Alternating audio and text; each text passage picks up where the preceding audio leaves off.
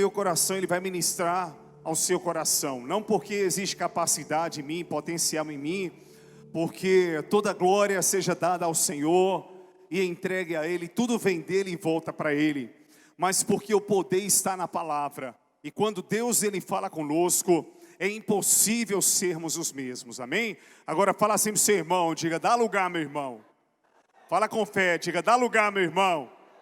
E você que nos acompanha de casa, vai compartilhando essa live pela página Pensamentos de um Pastor e pelo YouTube Encontro das Águas, para que possamos alcançar o maior número de pessoas possível, amém? E também tem a transmissão pelo Instagram. Eu quero glorificar o Senhor por todo o ministério de louvor, todos aqueles que subiram aqui, o pastor Rômulo, e ministraram, como também toda a multimídia na pessoa do Ricardo. E você que está aqui nessa noite, você é uma pérola de grande valor nas mãos do Senhor. E eu queria que você abrisse comigo a palavra de Deus em Atos capítulo 4. Atos capítulo 4, a partir do versículo 1. E a princípio nós vamos ler do versículo 1 até o versículo 7. E depois eu vou vir com vocês, vou alternar aqui mais 2 versículos. Atos capítulo 4, você vai ter a oportunidade de acompanhar pelo telão. E depois que nós lermos aqui, eu vou estar orando por você. E é aquilo que eu sempre falo, independente da versão, o sentido é o mesmo. E eu quero falar sobre convicções. Pode parecer algo bem abrangente, mas são as nossas convicções que nos levam a vencermos desafios, a não abrirmos mão de uma causa ou de uma pessoa. Mas porque muitas vezes, a princípio, a gente tem convicção de algo, e de repente quando vem um furacão, uma tempestade na nossa vida, nós abrimos mão, não com facilidade, mas abrimos mão daquele algo. O que tem faltado em nós, o que tem existido em nós. E eu creio que o Espírito Santo de Deus vai estar falando contigo. Não perca na próxima quarta-feira. Eu já quero intimar você a convidar outras pessoas para que possamos estar juntos, porque o direcionamento que o Senhor está nos trazendo é algo tremendo e profético. Atos capítulo 4, versículo 1. Todos encontraram? Está aí no telão. A palavra do Senhor nos diz, nós vamos falar sobre convicções. Enquanto Pedro e João falavam ao povo, chegavam os sacerdotes e o capitão da guarda do templo e dos saduceus. Eles estavam muito perturbados porque os apóstolos estavam ensinando ao povo e proclamando em Jesus a ressurreição dos mortos. Agarraram Pedro e João e, como já estava anoitecendo, os colocaram na prisão até o dia seguinte. Mas muitos dos que tinham ouvido a mensagem creram, e chegando o número de homens que creram a perto de 5.000 pessoas. No dia seguinte, as autoridades, os líderes religiosos e os mestres da lei reuniram-se em Jerusalém. Estavam ali Anás, sumo sacerdote, como Caifás, João, Alexandre e todos que eram da família do sumo sacerdote. E mandaram trazer Pedro e João diante deles e começaram a interrogá-los. Com que poder ou em que nome de quem vocês fizeram isso? Vamos ler aqui o 8. Então Pedro, cheio do Espírito Santo, disse-lhes: autoridades e líderes do povo. 9, eu tenho que ler com vocês aqui porque isso vai trazer um fechamento dentro daquilo que nós iremos falar. Visto que hoje somos chamados para prestar contas de um ato de bondade em favor de um aleijado, sendo interrogados acerca de como ele foi curado. Só até aqui. No mesmo capítulo 4, você vem aqui para o versículo 18, e nós vamos ler aqui até o versículo 22, do 18 ao 22 do capítulo 4. Então, chamando-os novamente, ordenaram-lhes que não falassem nem ensinassem a ninguém sobre Jesus. Mas Pedro e João responderam: julguem os senhores mesmos, se é justo aos olhos de Deus obedecer aos senhores e não a Deus.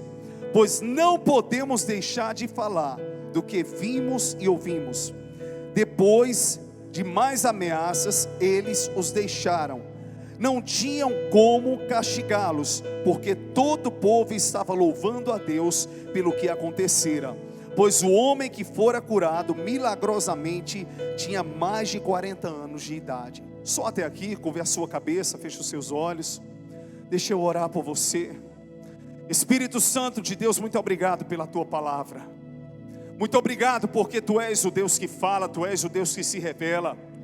E nós cremos, Senhor, que o Senhor traz um povo aqui nessa tarde e noite com um propósito. Não porque eles não tinham o que fazer, não porque eles não tinham outro lugar, mas porque eles decidiram, eles queriam estar aqui na tua presença, Pai. Nada tem a ver conosco, nada tem a ver comigo, com quem nós somos, Senhor. Tudo tem a ver contigo e com a tua glória. E a minha oração nessa noite é que eu desapareça e que o Senhor apareça. A minha oração nessa noite é que diminua e que o Senhor cresça. Seja exaltado, meu Deus, através das nossas vidas. E que os teus filhos saiam daqui alimentados pela tua palavra. Eu não tenho poder de fazer isso, mas a tua palavra, ela é vida, ela é transformação. E eu quero te louvar por cada vida que está aqui nessa noite, que nós amamos tanto e muito mais o Senhor. Venha ao encontro, meu Deus, de cada uma das suas necessidades, em nome de Jesus. Se você crê, diga amém, diga aleluia. E eu queria que você olhasse para o seu irmão e diga: vamos aplaudir ao Deus que é digno, amém? Aplauda lindamente o nome do Senhor Jesus, aleluia. Mais forte a Ele. Oh glória, aleluia. Meus lindos, todos nós, quando somos criança e já temos um certo entendimento, alguém nos pergunta: o que é que você vai ser quando crescer? E é interessante que a nossa resposta, pela imaturidade, porque somos criança, diverge tanto daquilo que nós somos hoje. Será que sua mãe já te contou, ou você mesmo lembra do que pensava em ser, e hoje você trabalha com algo que não tem nada a ver com aquilo que você sonhou? Mas são sonhos que partem do coração de uma criança. Eu particularmente, quando fazia natação, eu tinha asma, a minha mãe me colocou para nadar, aproximadamente com 5 anos de idade, porque a natação seria um esporte que iria me ajudar muito. Então eu comecei a desenvolver, nunca fui bom de bola, e reconheço isso. Já tentei, mas um dia que eu fui chutar a bola, eu chutei o chão. Fui no racha com os meninos, para poder dar um apoio moral, chutei a bola, o sapato foi junto. Esse vídeo tem gravado até hoje. Mas graças a Deus que eu reconheço isso. Mas na piscina, a gente dava umas boas braçadas. Então naquele tempo, eu não queria praticar vários esportes, eu queria me dedicar a um só. E eu me lembro que aproximadamente com 10 anos, eu fui para o clube náutico, e fui para o Português. E teve um campeonato pernambucano, onde eu tirei medalha de ouro. E naquela ocasião, eu recebi uma proposta.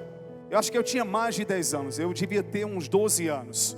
Eu recebi uma proposta para nadar pelo Português e pelo Náutico. Não pelo dinheiro, mas porque eu era apaixonado. Porque nós sabemos que o futebol realmente é uma carreira que dá dinheiro. Mas para você chegar a ganhar em cima da natação, teria que ser realmente um grande nadador, ter muitos patrocinadores.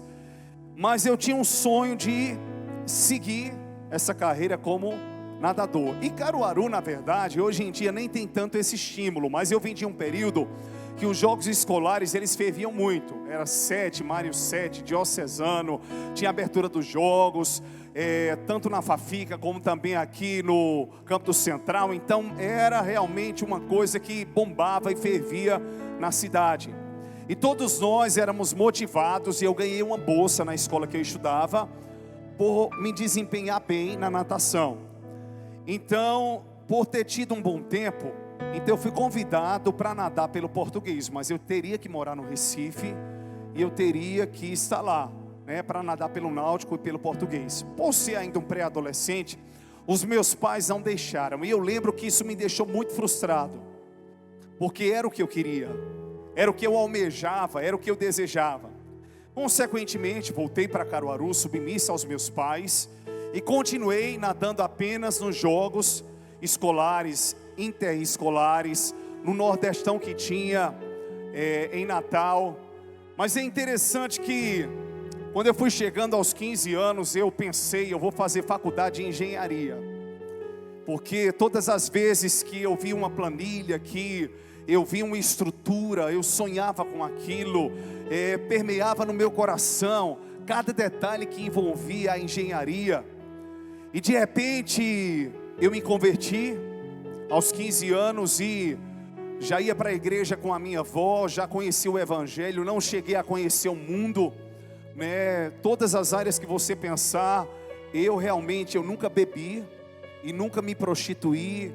E se isso aconteceu com você, glória a Deus, porque hoje você está na igreja, não por causa do pecado, mas porque onde abundou o pecado, superabundou a graça. Mas eu falei que eu não tenho nem testemunho forte para contar, porque o que eu tenho é das intervenções do Senhor. E eu ia para as festas escolares, só isso mesmo. Naquele tempo tinham ficar com as coleguinhas, mas não era o ficar de hoje, era bem diferente, né? Então eu pensei em fazer engenharia, mas eu me converti. E quando eu me converti aos 15 anos, o Senhor falou logo comigo que eu seria pastor de todas as gerações. E quando o Senhor falava comigo sobre gerações, Ele não falava que eu iria viver como Matusalém, mas que eu seria o pastor da criança até o velho, né? Que eu iria abraçar a criança e o velho. E sempre tive essa característica de ser amoroso, e logo em seguida fui chamado logo para ministrar na juventude, ajudar a juventude. Nós tínhamos um trabalho com o Sopão. Eu estava ali terminando o meu colegial e também ajudando meu pai no ramo de couro, de calçado. E de repente o Senhor fez queimar no meu coração cada vez mais a questão do chamado, a Mola Ferramentas, a denominação que eu fazia parte. Deus já tinha falado comigo sobre o ministério pastoral. Para que fosse pastor, tinha que fazer o seminário, bacharelado em teologia, passar pela bancada. E eu comecei a fazer tudo isso. De repente o sonho da engenharia foi trocado, não para ser pastor, mas para servir no evangelho.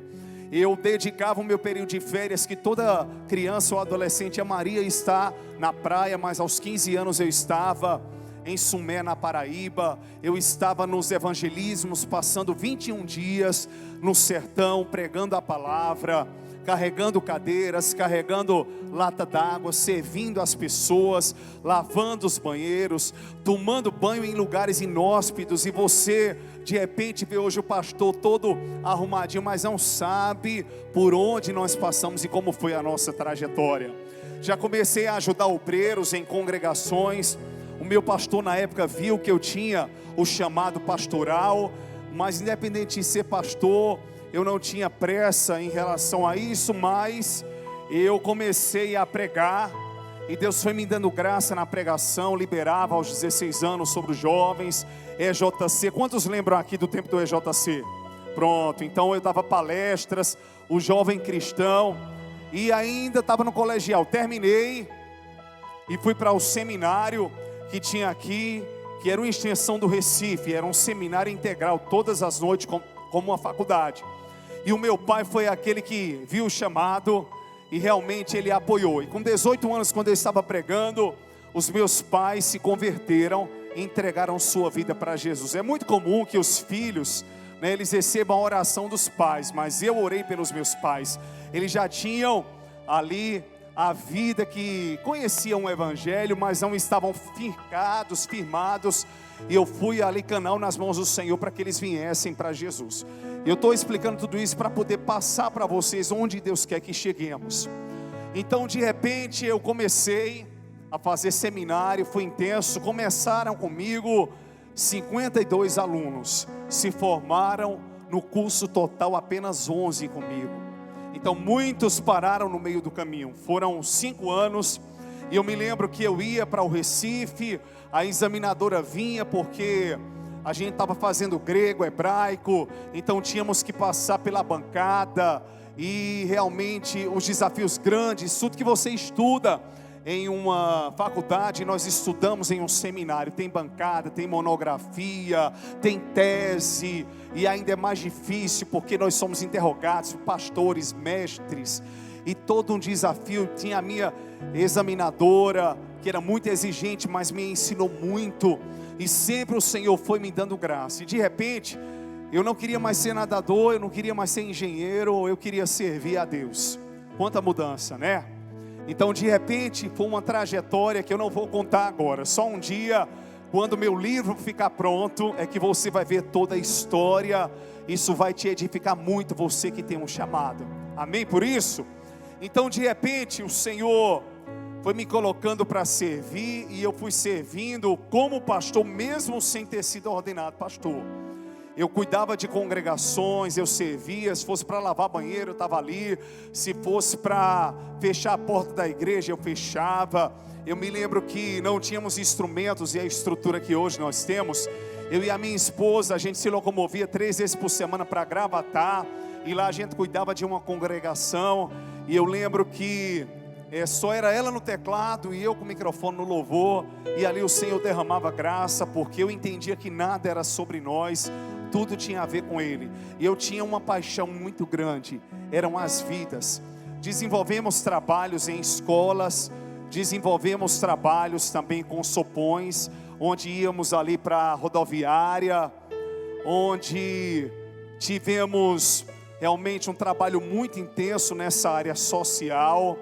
E conseguimos agasalhos e muitas coisas para vestirmos muitas pessoas. Já tirei casaco do meu corpo para dar às pessoas. Já fui para casa descalço porque dei o meu sapato para alguém. Depois a liderança nos mandou para Goiânia, Goiás, para o interior, para a favela. Nós fizemos um trabalho no Hugo, hospital de urgências, com acidentados, e ali consolando as famílias, trabalhando de maneira missionária, sempre servindo os pastores e por trás das cortinas. E sempre que pregava, o Senhor trazia graça e Ele usava. Mas foi uma trajetória que eu não imaginaria que hoje eu estaria onde eu estou. E de repente a convicção na minha vida, ela só se fortalecia. Foi quando nós casamos, eu e a pastora Márcia, e o Senhor nos deu as 2 princesas, Lorena e Sofia. E assim como tudo na vida, o ministério pastoral, ele tem os seus desafios. Mas quem é que não tem, né? Você trabalha hoje com Sulanca, você trabalha com confecção, você tem desafios. Você trabalha com imóveis, tem desafio. Você trabalha com comida, você tem desafios. Em tudo na vida você tem. Então no ministério pastoral nós lidamos com vidas, com pessoas, com várias cabeças, com muitos mundos. Então a gente tem também os nossos desafios, mas eu não abriria mão jamais daquilo que eu faço hoje, que não é só pregar, mas é poder amar pessoas e acompanhá-las nos bastidores. Mas por que eu tenho convicção disso? Porque a experiência em viver o que eu vivi e passar por onde eu passei fortaleceu essa convicção no meu coração. Quem não é pai e não é mãe, por mais que possa falar sobre paternidade e maternidade, não tem a dimensão daquilo que é o amor de um pai e de uma mãe por um filho. Quem não é pastor, não tem um coração pastoral, ou só é um pregador, porque acontece isso, não tem a dimensão do amor que nós temos por vocês. Isso não é apenas o desejo de vê-los no culto e orarmos por vocês, mas é o desejo de ter vocês perto da gente e da gente estar perto de vocês. Esse é o desejo do nosso coração. Então é interessante que eu sempre falo que nós não temos autoridade para falarmos daquilo que nós não vivemos, porque a autoridade, ela traz para você a convicção, não é isso que eu quero. Eu tenho convicção de que eu estou no lugar certo, de que eu estou no centro da vontade de Deus, que eu estou fazendo aquilo que Deus quer que eu faça. Então é interessante que entrando aqui no texto, em Atos capítulo 3, um homem de 40 anos era colocado na porta do templo chamada Formosa. E diz a palavra que por várias vezes ele pedia esmolas. A porta era formosa porque era o templo que as pessoas adoravam ao Senhor, bendiziam ao Senhor. E de repente ali quando chega Pedro e João, eles são instrumentos nas mãos do Senhor, porque o mendigo pede esmolas, e eles disseram: nós não temos para te dar, nem prata nem ouro, mas aquilo que nós temos, nós te daremos. Recebe em nome de Jesus o Nazareno. E ali eles foram canais nas mãos do Senhor, para que aquele homem fosse curado. Mas é interessante que, pelo fato de muitos entrarem e saírem do templo, conheciam aquele homem e sabiam que ele era aleijado. E de repente muitos começaram a crer no Senhor Jesus, conforme o texto que nós acabamos de ler, onde aproximadamente 5.000 pessoas se converteram. Os líderes judaicos, eles ficaram ali indignados, os sacerdotes. Por quê? Porque eles estavam perdendo pessoas do judaísmo para o cristianismo. Já tinha acontecido o mover de Deus lá no dia de Pentecostes, onde com o derramado do Espírito quase 3.000 almas se converteram. E agora estava acontecendo o mover do Espírito, ali onde vidas estavam crendo, vidas estavam sendo movidas. E de repente Pedro questiona. É interessante que nós fomos presos, nós fomos aqui interrogados, nós apanhamos e estamos sendo questionados porque fizemos o bem a uma pessoa. Você já percebeu que quando você está muitas vezes no erro, você não sofre tanta perseguição?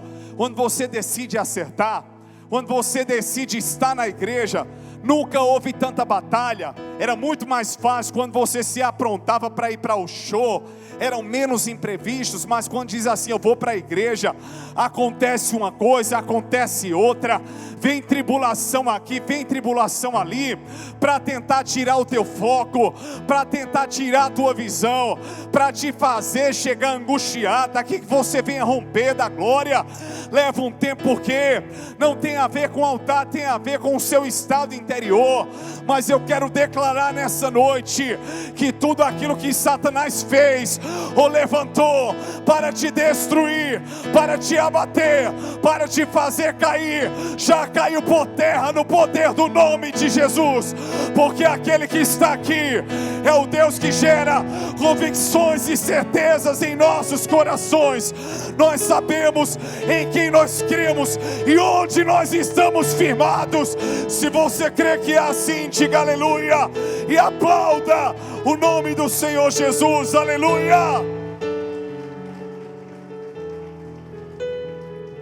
De repente o homem, ele entra no templo e começa a saltar. Todos sabiam que um milagre havia acontecido. Está sendo perseguido, está vivendo uma batalha, foi difícil a semana. É porque decidiu acertar, é porque decidiu ser canal de Deus.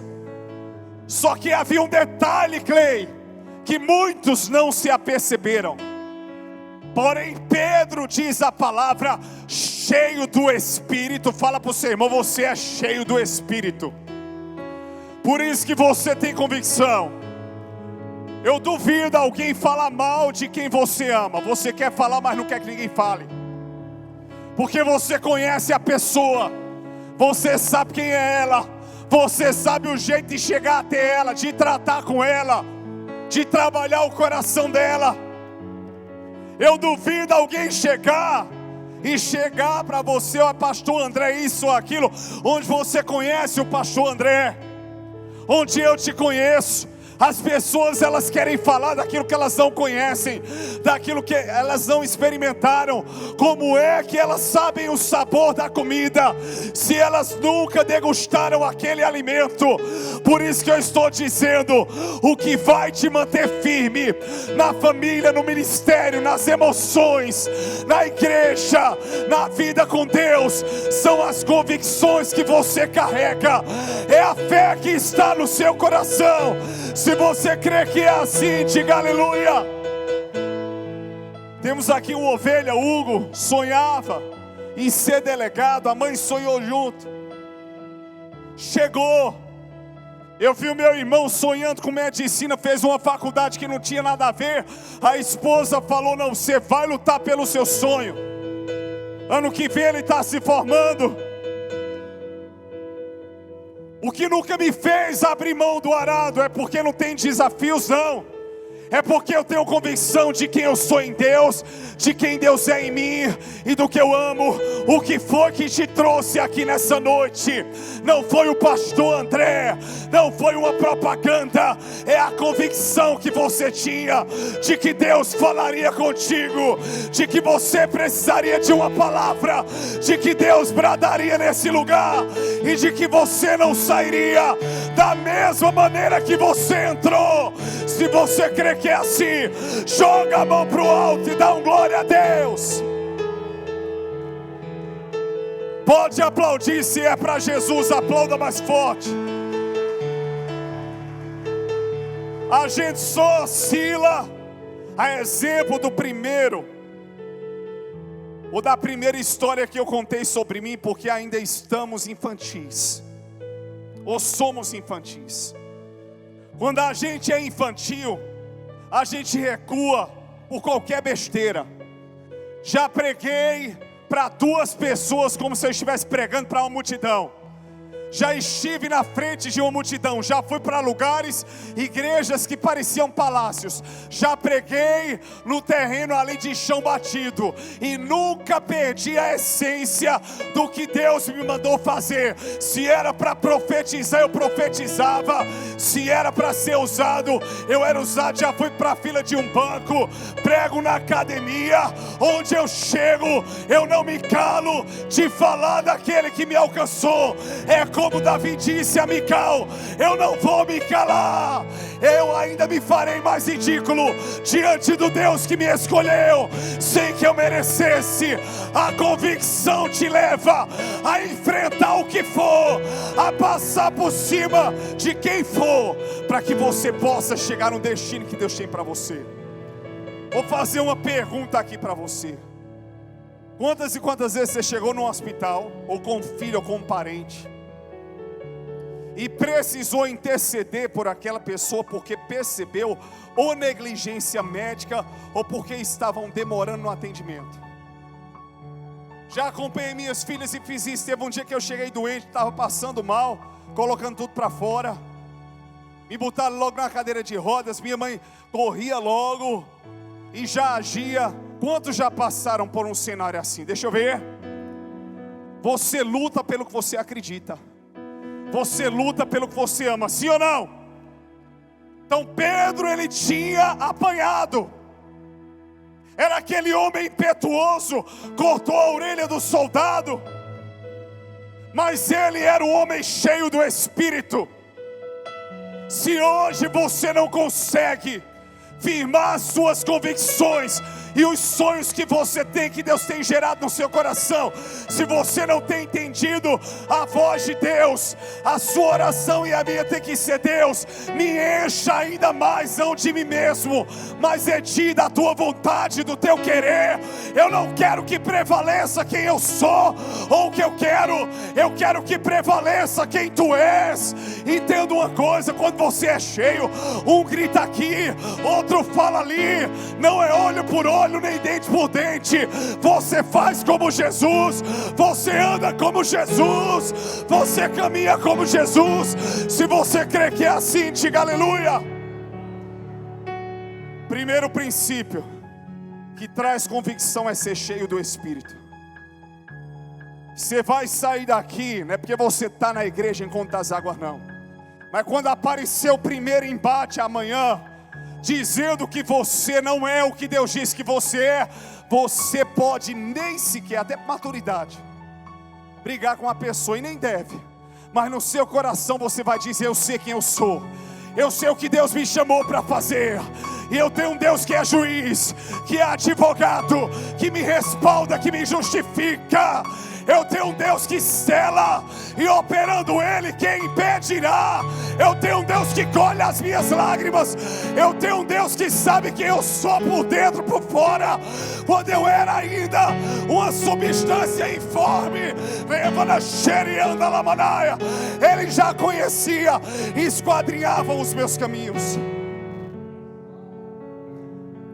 Estava comentando com algumas pessoas. Interessante que um dia eu recebi da escola,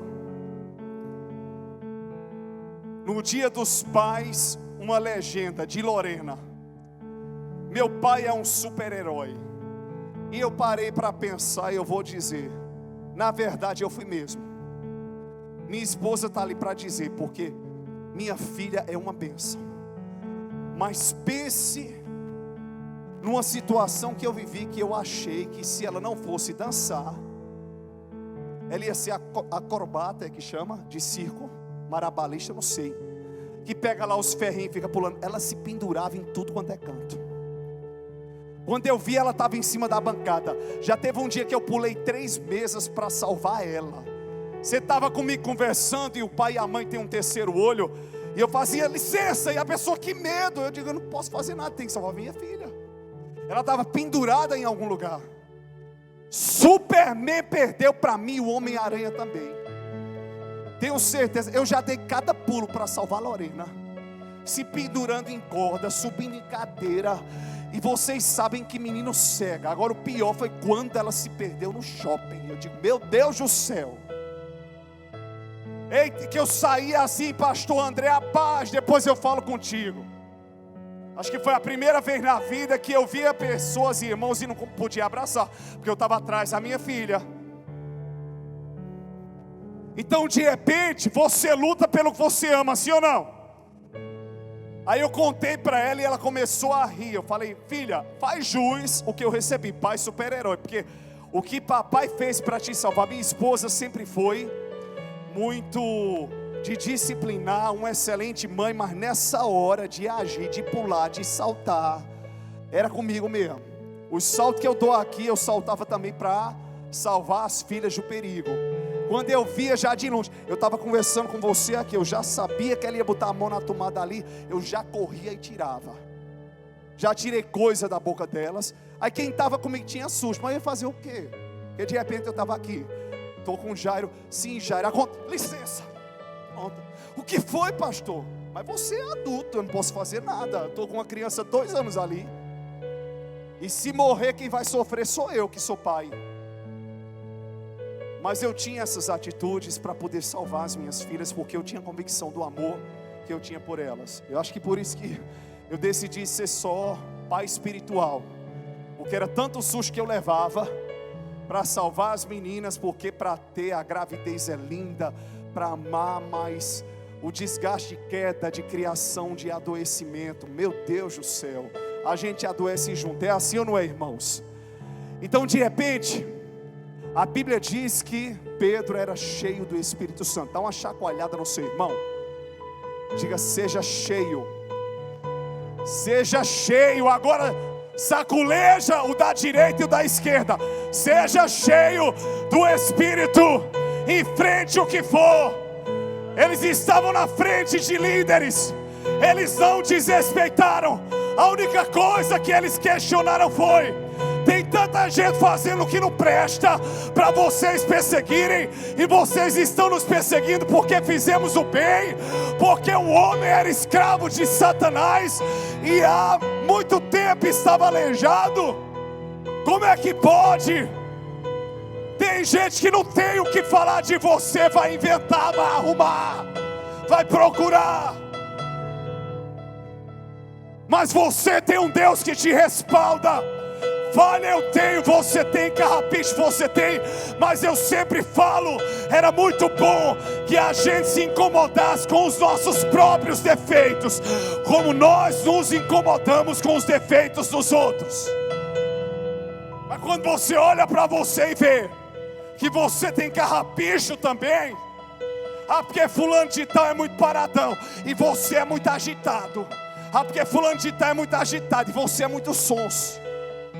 Cada um na sua qualidade e cada um na sua limitação. Amém ou não amém? Ser cheio do Espírito. E de repente eles foram presos para no outro dia conversarem. O inimigo vai tentar prender você. Diga para o seu irmão, o inimigo, ele vai tentar prender você. Mas quem tem a chave da cadeia é o Senhor. Quando Ele morreu, Ele pegou nas suas mãos as chaves da morte e do inferno. Por um dia você pode não querer tocar, pode não querer cultuar, pode não querer adorar, mas o Senhor, Ele é aquele que vai abrir as portas das prisões para quem é cheio do Espírito, como foi com Paulo e Silas, como foi com Pedro e João. A prisão, ela não dura 24 horas, só dura uma noite. O choro pode durar uma noite, mas a alegria virá pelo amanhecer. Se você crê, diga aleluia. Se é para Jesus mais forte, não tem cadeia do inferno que te prenda. Lute pela sua família, lute pelo seu ministério, lute pelo seu chamado, porque você tem um general de guerra que peleja e pleiteia as suas causas. É convicção. Porque eu não tenho tempo não. Para aquilo que é prioridade a gente tem tempo. Para o que a gente gosta de fazer a gente tem tempo. A gente tem tempo para uma caminhada, mas às vezes diz que não tem tempo para uma igreja. Tem tempo para uma academia, mas não tem tempo para isso. Tem tempo para trabalhar, e tem que trabalhar mesmo. Arruma tempo para sair com os amigos, mas não arrumamos tempo para orarmos. Então você precisa estar perto de pessoas que te afiem, porque ferro com ferro se afia. Fala para o seu irmão: ferro com ferro se afia. Peraí, como é que se amola uma faca? Como é que se amola uma faca? Diga para o seu irmão: ferro com ferro se afia. Pior coisa do mundo é estar do lado de uma pessoa crua. Diga para o seu irmão, diga: você é cheio. Se você sentar do lado do irmão do manto, você rapidinho é contagiado, porque fica aleluia, glória a Deus. Aí já disseram a um pastor: para que está gritando? Deus não é moco. Aí o pastor disse: mas ele também não está incomodado, nem é nervoso. Tem gente que senta numa mesa para contar piada que só dá ele. A gaitada vai longe, mas na hora de glorificar, glória a Deus. Se der, para dentro, glória a Deus. Levante sua mão. Agora quando vai dar um saco de vôlei, levanta a mão. Quando vai pro futebol, é uma bolada, vai para Jesus também, pisa na cabeça do diabo. Vai também, dê o seu melhor. Ele é digno. Está na igreja, faça valer a pena. É aplaudindo, é celebrando. Não que isso defina quem nós somos, mas o corpo e toda a criação exaltam a glória do Senhor. Se você crê que é assim, diga aleluia. Eu vi uma coisa que nós vamos quebrar, que o púlpito da quarta está mais avivado do que o púlpito do domingo. Está repreendido. Fala para o seu irmão: está repreendido. Diga: vai ter fogo aqui em todo o tempo. Saculeja o teu irmão, diga: vai ter fogo. Deixa Deus fazer, você está entendendo? Convicções abrem as portas de cadeias. Falar com quem? Sacerdote, líderes. Eles foram, não desrespeitaram eles, só levaram eles a pensar. Só que existe um detalhe: os sacerdotes e líderes perceberam que contra fatos literalmente não existem argumentos, e com relação àquilo que Deus está fazendo, ninguém pode impedir. Tinha gente que estava babando por Jesus, apaixonada por Jesus. Mais de 5.000 pessoas. E além de mais de 3.000 pessoas lá em Pentecostes, 8.000, 10.000. E o povo crescendo. E se mexessem com Pedro e com João, iam mexer com o povo também, porque eles não manipularam nada. Não foi uma feitiçaria, não foi uma mágica. De fato havia um homem paralítico que foi curado, não pelo homem, mas pelo poder de Deus que se manifesta através da vida do homem. Onde você, homem e mulher, são as pessoas que Deus quer usar nessa geração. Se você deseja, erga suas mãos e diga: eis-me aqui.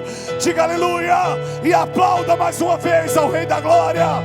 Eita, aleluia! Ébana sobre anda lá manache. E de repente, acontece algo tremendo. Vamos liberar os homens, porque a gente não pode mantê-los presos. O povo vai se revoltar contra nós, porque eles foram canais nas mãos do Senhor. Quando você tem convicção de uma coisa, isso é forte. Agora, quando eu falar, eu quero ouvir a maior glória que eu já ouvi nessa noite. Deus levanta um exército em tua defesa. Deus levanta um exército que crê no que você crê, que confia em quem você confia, que decidiu seguir quem você segue, que decidiu amar quem você ama. E diz o texto que até os sacerdotes viram que aqueles homens, Pedro e João, andavam com Jesus. Andaram um dia. Você não precisa manipular-se a alguém que você não é. Seja autêntico e deixe Cristo ser através de você. Bata na mão do seu irmão e diga: deixa Cristo ser através de você.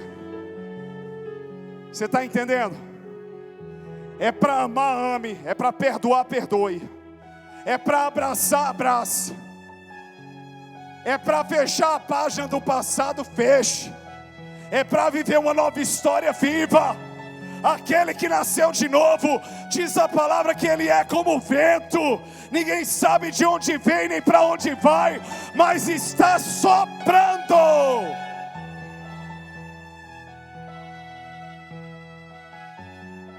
E de repente, eles chegaram para eles e disseram: vamos fazer o seguinte. Em outras palavras, a gente não tem como manter vocês presos, porque tem muita gente que crê aí. E se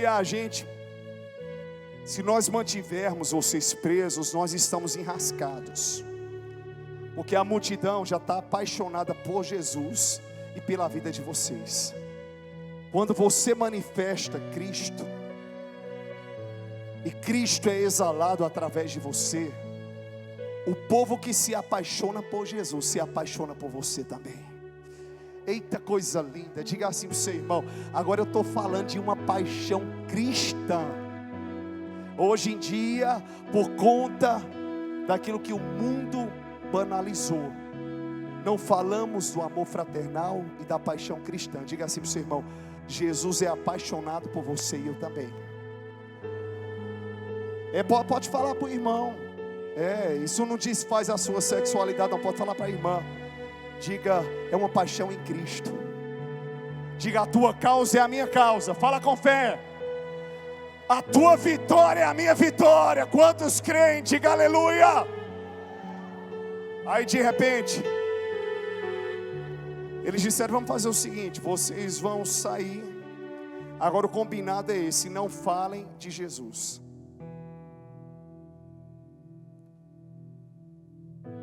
É como se chegasse para Jeane: sei que Jesus é muito mais. Jeane, você pode ir. Agora não fale que você é mãe, que tem 2 filhas. Você vai olhar assim e vai dizer: é lícito não falar das filhas que eu tive, que eu amei, que eu criei, que eu conheço, que eu cuido, que eu amo, daquilo que eu vi, daquilo que eu toquei. Em outras palavras, vocês estão me pedindo algo impossível. Chegaram para eles e disseram: não falem de Jesus. E eles disseram: nós não podemos nos calar diante daquilo que nós vimos, ouvimos e tocamos. A experiência quem teve foi você. Quem vai sair daqui pulando em fé é você. Quem vai sair daqui crendo é você. Se você não tiver convicção, não é a vizinha que vai ter, não é um amigo do trabalho, não é a pessoa que você conhece, é você que tem que ter. Você só chega onde Deus tem para você chegar como lugar, como destino, se você tiver convicção. Quem não tem convicção, não tem perseverança. Quem não tem perseverança, não tem atitude. Quem não tem atitude, é uma pessoa apática, é uma pessoa fria, que nunca vai conseguir romper, nem sair da zona de conforto que está. Vocês acham que é lícito? Pensa aqui comigo. Ele não disse assim, mas passou na memória. Eu estava na praia, tão frustrado, Pedro. Pesquei peixes, tentei pescar e não consegui. Só tinha sargaço na minha rede. Chegou um homem quando eu menos esperava, que não só matou a minha fome física, mas matou a minha fome espiritual, e disse que a partir daquele dia eu seria pescador de homens. Estava lembrando agora que um dia eu estava com ele diante de uma multidão que estava faminta, e ele pegou 5 pães e 2 peixes e multiplicou. Estava lembrando que eu cortei a orelha de um soldado e ele restituiu. Estava lembrando que a minha sogra ficou enferma e ele a curou. Eu lembrei quando ele disse que era o pão vivo que desceu do céu e todos o deixaram. Todos deixaram a Cristo. E ele perguntou se eu queria ir também, e eu disse: para quem iremos nós, se só tu tens as palavras de vida eterna? E por último ele morreu. Eu estava no lago de Genezaré, com fome. Ele veio até mim e disse: vai até o alto mar e lança a rede à direita do barco. E quando eu soube que era ele, eu pulei nas águas e fui ao encontro dele. E quando eu cheguei na praia, este homem estava com uma brasa acesa, como uma churrasqueira, com peixes e pães assados para me dar de comer. Eu neguei a esse homem 3 vezes, e mesmo assim ele perguntou: tu me amas? E me pediu para cuidar daquilo que é dele. Apacenta as minhas ovelhas. Me peçam tudo, mas não me peçam para não falar do autor da minha vida, daquele que me abraçou quando ninguém queria me abraçar, daquele que me amou quando ninguém queria me amar, daquele que me perdoou quando eu o traí, daquele que me deu uma nova chance quando eu não merecia, daquele que me confiou coisas que eu não merecia que ele confiasse. Não me peçam isso, peçam tudo, mas dele eu não abro mão. Eu vou falar dele, eu vou proclamar sobre ele, eu vou cantar sobre ele, eu vou ministrar sobre ele. E eu vou dizer uma coisa: eu não sei até onde eu vou, mas o que ele quiser fazer de mim, ele fará. E depois daquele momento, era tanta unção na vida de Pedro, que até a sua sombra curava. Diga para o seu irmão: a convicção vai te levar a viver o impossível. Abra sua mão assim, fecha a mão. Deus te traz uma convicção sobre algo essa semana. Faça o que Deus está te mandando fazer, e Ele vai se responsabilizar. Diga assim ao seu irmão, diga: até domingo você tem testemunho para contar. O mundo pode te prender, os açoites à sua volta podem vir, mas o teu coração é livre. A tua vida foi liberta pelo sangue de Jesus. Colossenses e Filipenses diz que toda cédula de acusação que havia contra nós foi cravada na cruz do Calvário.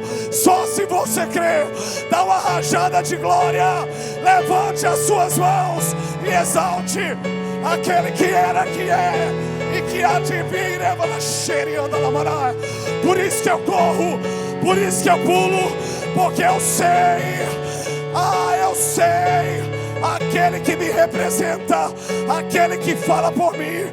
Eu não merecia estar onde está, eu não merecia ser quem eu sou, mas eu tenho convicção de que Ele me ama, de quem Ele é em mim e de quem eu sou nele. Você está entendendo? Deus te trouxe aqui nessa noite. Isaías, se prepare, porque você vai orar agora no fim com tudo. Ministério de louvor já pode subir. Deus está trazendo convicções. Você percebeu que essa semana que passou foi uma semana difícil? É porque algo lindo está para nascer nessa próxima semana que se inicia. Quarta-feira Deus me deu uma direção profética que você não pode perder. Mas se prepare, porque as tuas convicções vão te levar onde você nunca imaginou chegar. Fique de pé no seu lugar em nome de Jesus. Fique de pé agora, fique glorificando. Clay, te amo muito, Deus te usou demais. Isaías, sobe aqui, vem cá, Isaías. Agora vem debaixo da unção do manto mesmo. Levanta sobre, anda, lamaná. E depois a pessoa vai tocar e ministrar, e você ministra com eles. Faz isso, profeta. Aleluia. É incrível isso, porque se tem um apóstolo que eu me apego demais, é o próprio apóstolo Pedro. Meu Deus, quem era Pedro, quem ele se tornou e até onde ele chegou. Não é, Nelson? A gente conhece um Pedro totalmente brabo, bruto, ignorante. Sabe, que por mais que ele fosse muito responsável com o seu trabalho, mas ele ainda não tinha, não tinha a essência de Jesus na sua vida. Diferente de você ser uma pessoa muito boa e profissional, melhor do que você ser essa pessoa é você ter a essência de Jesus com você. Isaías, como assim? Já me perguntaram uma vez. Mas fulano de tal era famoso, morreu. E aí? Cara, eu prego muito isso para mim mesmo. Que adianta eu ganhar o mundo inteiro, mas eu perder a minha alma? Que nós possamos, em nome de Jesus, não só querer ser uma pessoa bem sucedida, mas ser bem sucedido junto, perto, próximo do Senhor Jesus. Eu queria orar com você e eu queria que você fizesse a sua oração mais alta possível. Que você rasgasse sua voz e começasse, a conversar de filho para pai, de filho para pai. Sabe por quê? Porque existe algo que eu acho muito interessante. A Bíblia diz, olha, que tudo que é concordado e ligado aqui na terra é ligado no céu. Então toda ação que nós fazemos aqui em concordância, Deus se manifesta do seu trono, derramando a sua glória sobre cada um que está nesse lugar. Amém? Amém? Amém? Em nome de Jesus, Pai, nós te apresentamos cada vida nesse lugar, Espírito Santo. Nós te clamamos, Jesus, faz algo novo no nosso meio, Deus.